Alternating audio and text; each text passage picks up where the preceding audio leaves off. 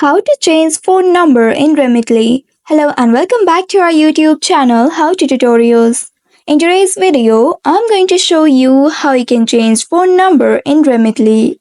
In order to do so, first of all, you will need to open your Remitly application on your mobile device and ensure that you are logged into your account. Once you are logged into your account, you will land on this home page.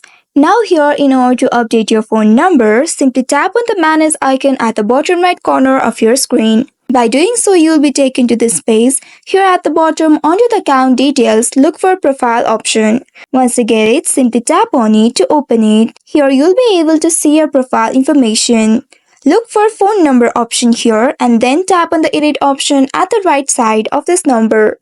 Once you tap on it, you will be taken inside it. Now here you can clear the previous one and enter your new or the updated phone number.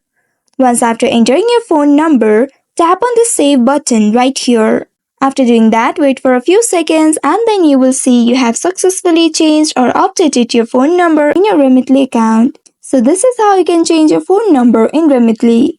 I hope this tutorial was helpful. If yes, don't forget to like, share and subscribe to our channel. Also hit that bell icon to never miss any updates from us. Thank you for watching.